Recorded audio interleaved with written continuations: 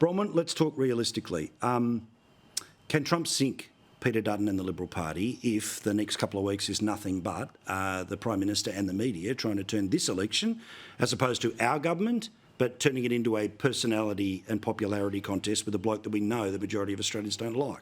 Look, I think there are a couple of important points to make here, that the tariff question is masking what is the real issues we're being faced with. We've got a Prime Minister who's prepared to be all macho, or pretend to be macho, about taking on Trump's tariffs, but is not prepared to stand up to the Chinese leader of the Communist Party that wants to expand in our region. And their interference in our elections. Correct.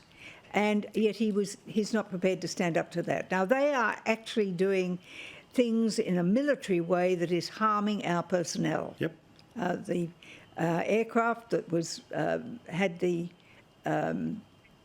shards thrown into it. Attack. Yep. It's an absolutely. attack. I'm going to call it that because that's what it was, Yep. which could have killed them. Yep.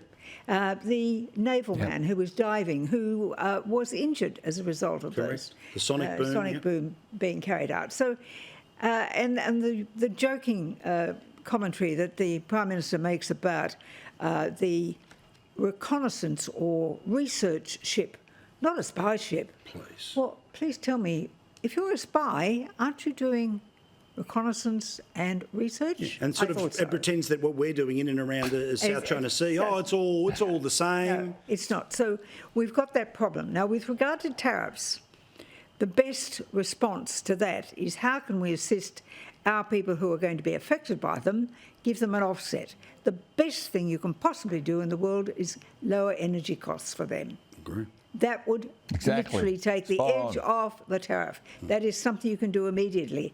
It's like Mr. Dutton's promise to halve the tax on petrol. And understand, an excise is a tax. It's a tax. It's exactly a fuel tax. Exactly. It's just a sort of tax that it is. So that's an immediate thing. So when we come to the failure of the Prime Minister to stand up to Xi, it leaves a nasty taste in the mouth when Xi then comes out and says, oh, well, we back Albanese.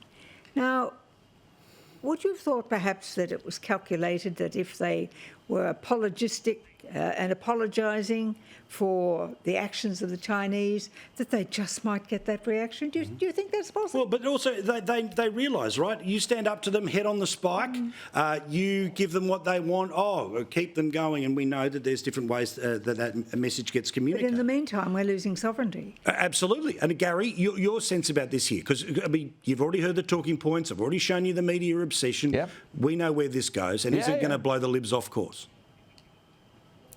Peter Dutton's just got to be Peter Dutton. The real Peter Dutton actually is a very attractive commodity. Peter Dutton will stand up for Australia. You know, it's interesting the point Bronwyn makes about the Chinese, because they sought permission and got it from the New Zealand government for that same research vessel to be in New Zealand waters. Wow. And yet this Prime Minister, Anthony Albanese, says he didn't know about it.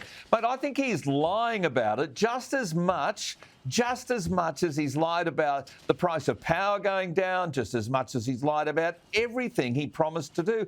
This bloke is just a perennial liar. And I know people in politics are often badged that way, but this fellow, I think, has not told the truth. He's not told the truth. The Chinese sought permission from New Zealand, but didn't seek permission from us. He's got a problem with Beijing if they haven't rung him up the way that Wellington got a phone call from Beijing. So, look, you know, all of this is just subterfuge. Paul, your editorial was spot on. This is all about creating a bigger lie to cover all of their lies. And the reality is this.